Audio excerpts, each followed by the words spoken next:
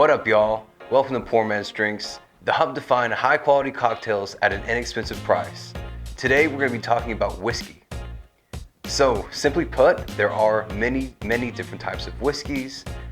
I don't want this video to go on forever. It's probably already very long, but I have two perfect examples right here for different kinds of whiskey. I have Irish whiskey, which is Jameson, you've probably heard of it. And then I have Rye whiskey. I have Rye whiskey right here. And rye, yeah, it's coming from the rye, the crop.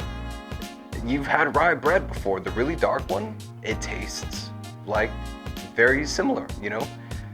It doesn't taste, maybe you'll get hints of bread when you are smelling it. Some people who are trying the whiskey, they may or may not smell baking spices, rye, that flavor, that essence.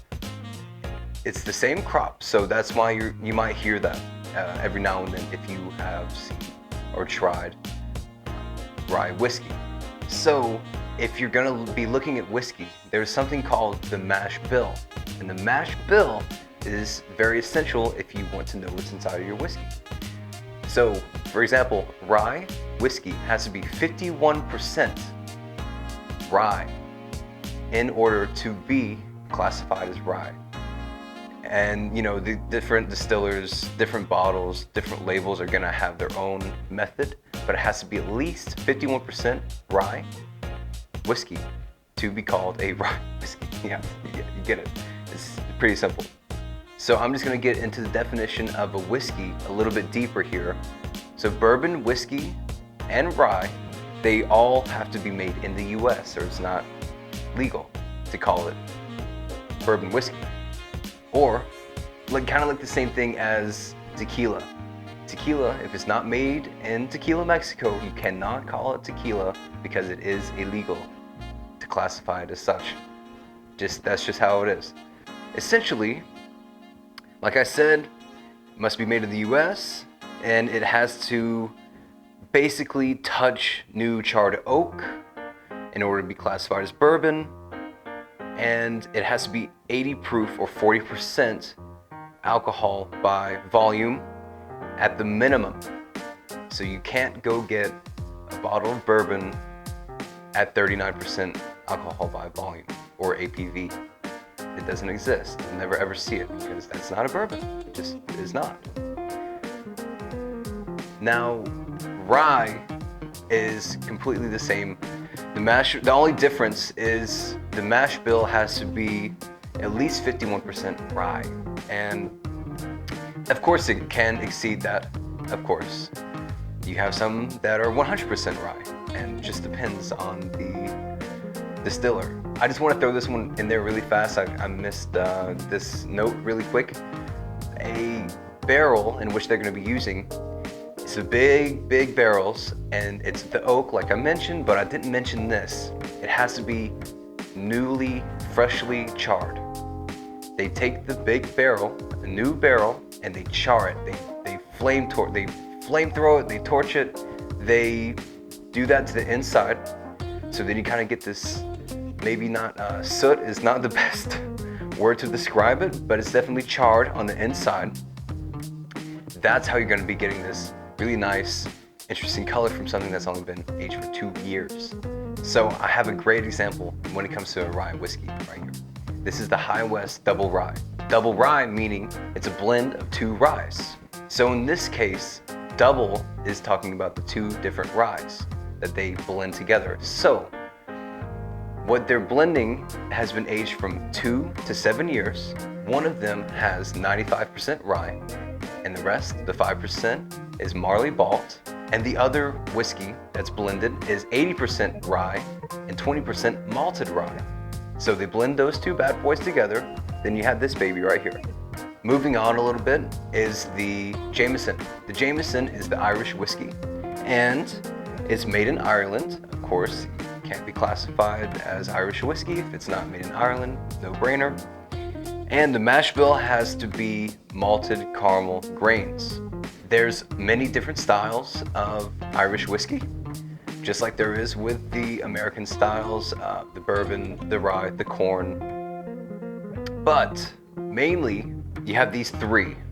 You have the single malt. It's 100% malted barley at only one distillery. So you can't make one from the other and call it the same. It has to be from that one distillery. And you have the single pot. The single pot is malted and unmalted barley. The same thing, it has to be at that same distillery. Then you have the single grain, which is made from a coffee still. That's just how it's called. It doesn't have anything to do with coffee. Then you have the blended, and the blended is any or all of the above, just like Jameson. It's a completely popular one. Everyone loves it. It's a blend of all those, and it's, normally blended whiskeys are going to be a little bit cheaper on the inexpensive side. That's why I'm using these guys today. They still taste great. They're inexpensive. What more could you ask for? Irish whiskey is derived from the Gaelic term Ishgabaha. It's essentially the Gaelic version of the Latin phrase aqua vitae, which means water of life. So you may notice on the Jameson bottle, somewhere right here, it says triple distilled. Triple distilled, or multiple distillations. All that's doing is it's kind of purifying the alcohol. And by purifying, all I mean is it's just removing the proteins and the oils. And it's really creating just a nice, lighter, and almost a crisper alcohol, or whiskey in this case. That's why you'll have things like Smirnoff, and the best vodka has been distilled the most amount of times, and it's the lightest, it's the smoothest vodka. It's the same thing when it comes to whiskey or any alcohol, basically. So enough rambling, let's get on to it with our first drink, the Old Fashioned.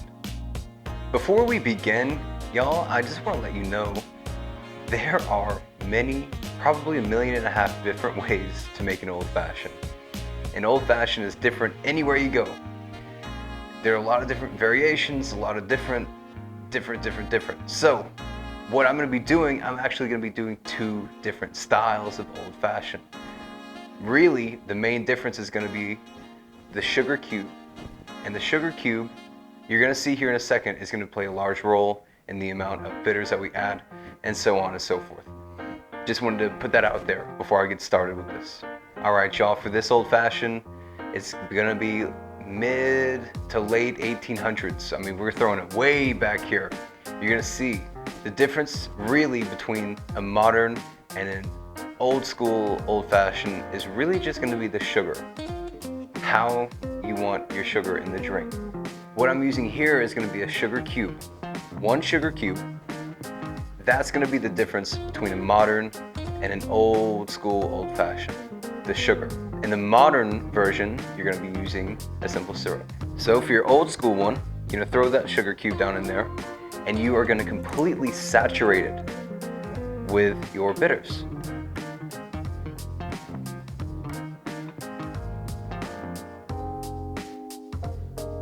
Don't be shy.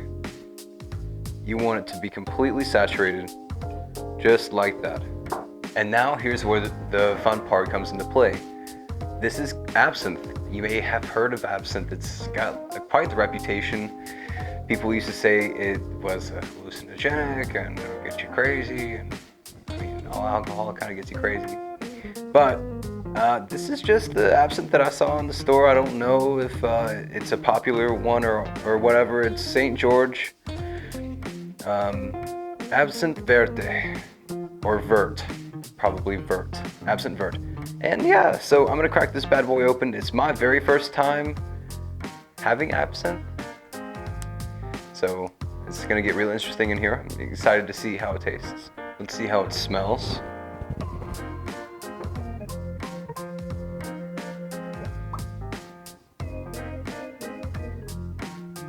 Oh, wow. Very anisey. Wow, it's almost like Sambuca. Almost. Very anisey. Nice. Really cool flavor. Smell, I mean, on the nose. You know what I mean? So, wow. Okay. What I'm going to do here, I'm going to put this little mechanism on here, so it's gonna be easier for me to put 1 dash of my absinthe, or 2, however you want to do it. So I'm just gonna cover this little hole on the outside, and then 2 dashes. Moving on, we're gonna add just an optional thing. I really do enjoy maraschino cherries. It has a very unique flavor and smell, so I'm just gonna add a little bar spoonful of the syrup from the Luxardo cherries. Completely optional, completely optional. Do what you will with that. Bar spoon is a little bit smaller than a teaspoon if you don't have a bar spoon at home. Time to crack open this bad boy right here. Just waiting on it.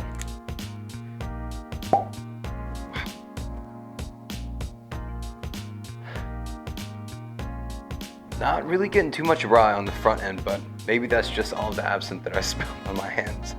So we're gonna do 2 ounces of this guy right here.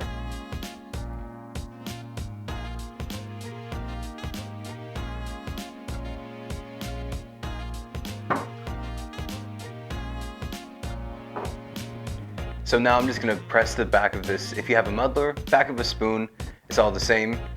All you need to do now is just really crush up that cube of sugar. That's it. Crush it up, nice and easy. That was it, just super easy like that. All right, so now you're just gonna add your ice and you're gonna stir it. So you're gonna stir this for quite a while, 15-20 seconds, okay?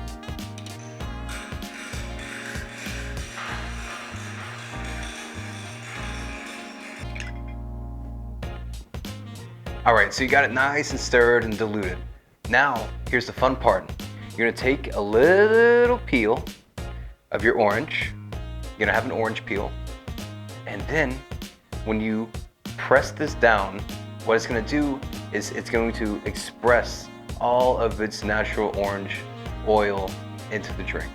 And it's gonna be nice and flambe and really neat. And the difference when you only express the oil and when you flame the oil that's coming out is completely different, and it's something completely beautiful.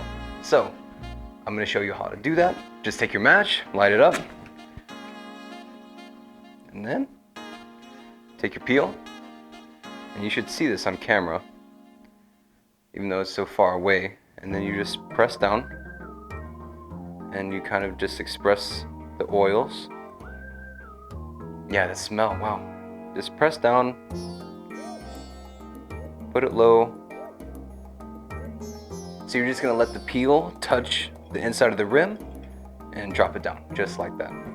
So now you have a nice old-fashioned, old school, late 1800s. Let's give it a shot.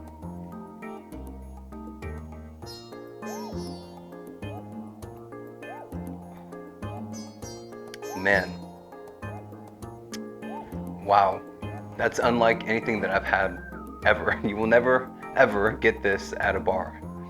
I mean, if you ask specifically for that, with absinthe and all that, but you're just gonna get an old-fashioned and it's gonna be muddled, cheap maraschino cherries, and it's gonna be not this great. This is gonna be beautiful. This is something to write home about, to be honest with you. It's really nice. Yeah, the anisiness in the absinthe. It's very well rounded. It's punching you in the face, but it's not too much. It's really nice. The rye is coming through. It's not a very strong rye whiskey. It's very nice. It's very something that you've probably never tried, tasted before. Really, flaming the oils is such a big benefit, and it's such an easy and fun thing to do. It really is really cool. And it adds so much to the drink. It really does.